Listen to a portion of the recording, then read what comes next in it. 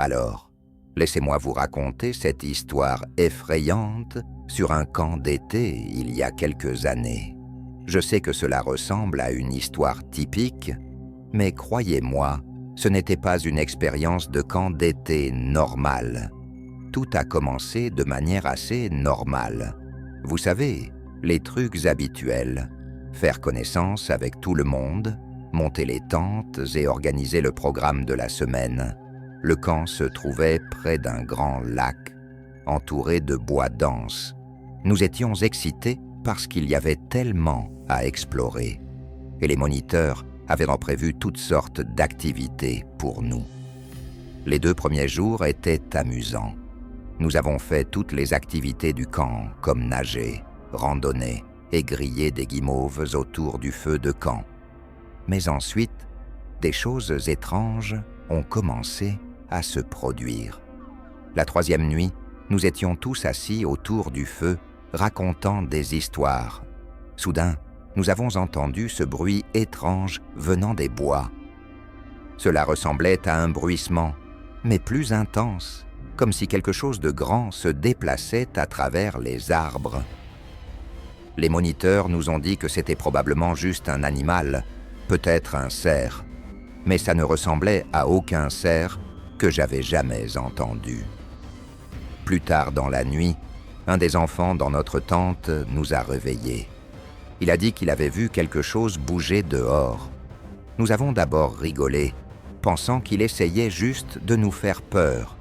Mais ensuite, nous l'avons entendu aussi. Un grognement sourd, suivi de pas lourds. Nous nous sommes tous figés, trop effrayés pour bouger ou faire un bruit.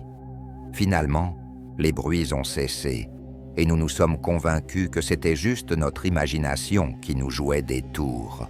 Le lendemain, nous avons découvert qu'un autre groupe avait eu une expérience similaire. Ils avaient entendu des bruits et vu des ombres bouger dans les bois.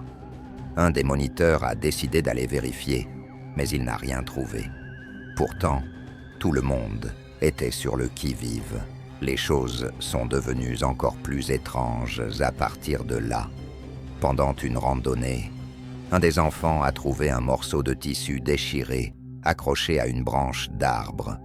On aurait dit qu'il provenait d'un vêtement, mais aucun de nous ne manquait quoi que ce soit.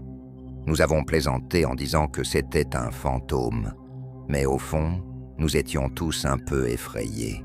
Cette nuit-là, c'était mon tour de vivre les événements étranges de première main. Je me suis réveillé au son de griffures sur le côté de notre tente. Mon cœur battait à tout rompre, mais je devais voir ce que c'était. J'ai ouvert la tente, juste un tout petit peu, et j'ai jeté un coup d'œil dehors. Au clair de lune, j'ai vu une silhouette sombre se tenant au bord des bois. Elle était grande et avait l'air humaine, mais il y avait quelque chose de bizarre chez elle.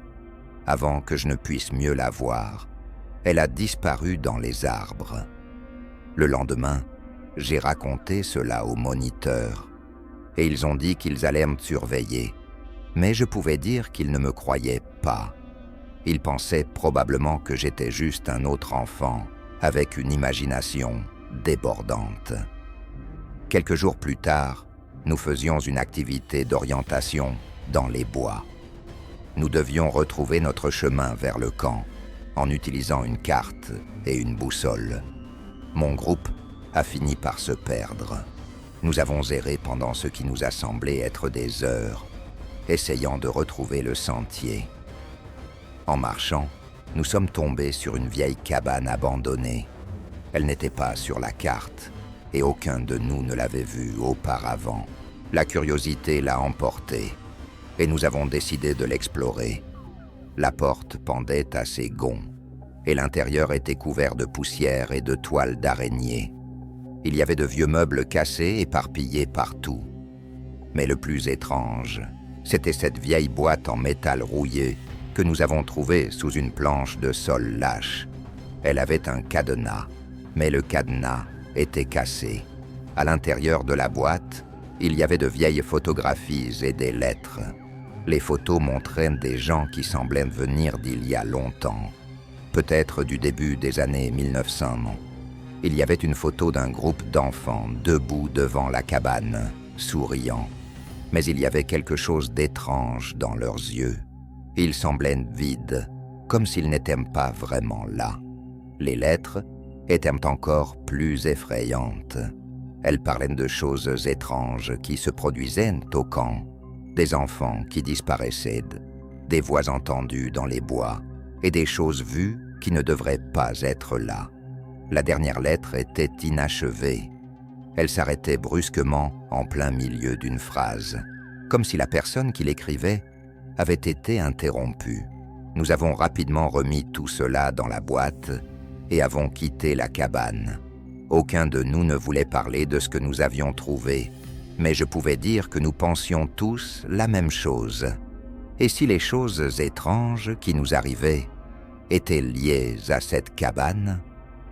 Quand nous sommes finalement revenus au camp, il commençait déjà à faire nuit.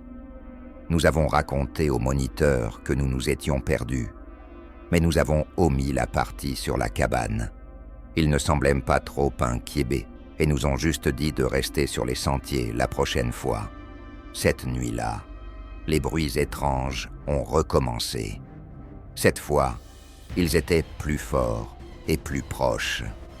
Nous avons entendu les grognements et les pas, mais il y avait d'autres sons aussi, comme des chuchotements et quelque chose raclant contre du métal. C'était comme si les bois étaient vivants et essayaient de nous dire quelque chose. Quelques-uns des enfants étaient si effrayés qu'ils voulaient rentrer chez eux, mais les moniteurs ont dit que c'était juste notre imagination.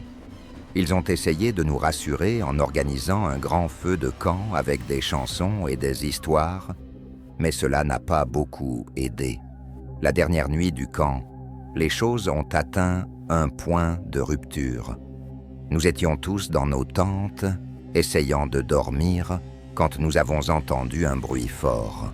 On aurait dit que quelque chose avait renversé une des tentes. Tout le monde s'est précipité dehors pour voir ce qui s'était passé. Une des tentes était complètement aplatie, comme si quelque chose de lourd était tombé dessus. Les enfants, qui étaient censés dormir dans cette tente, se tenaient à proximité, l'air terrifié. Ils ont dit qu'ils avaient entendu quelque chose de grand bouger dehors, puis la tente s'était effondrée. Les moniteurs ont décidé de faire un appel pour s'assurer que tout le monde allait bien. C'est alors que nous avons réalisé qu'un des enfants manquait. Nous avons cherché dans tout le camp en appelant son nom, mais il n'y avait pas de réponse. Les moniteurs sont même allés dans les bois avec des lampes de poche, mais ils n'ont trouvé aucune trace de lui. Le lendemain matin, la police est arrivée. Ils ont fouillé la zone et nous ont posé toutes sortes de questions, mais ils n'ont rien trouvé non plus.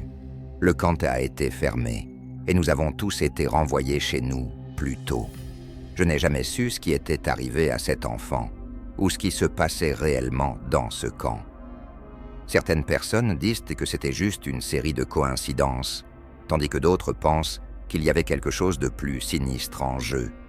Tout ce que je sais, c'est que je n'oublierai jamais cet été, et j'ai encore des frissons chaque fois que je pense à ces bruits étranges dans les bois et à cette silhouette sombre se tenant au bord des arbres.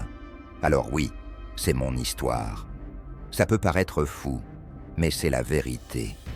Et si vous allez un jour dans un camp d'été, rappelez-vous de rester sur les sentiers et de garder un œil sur tout ce qui est inhabituel. On ne sait jamais ce qui peut se cacher dans les bois.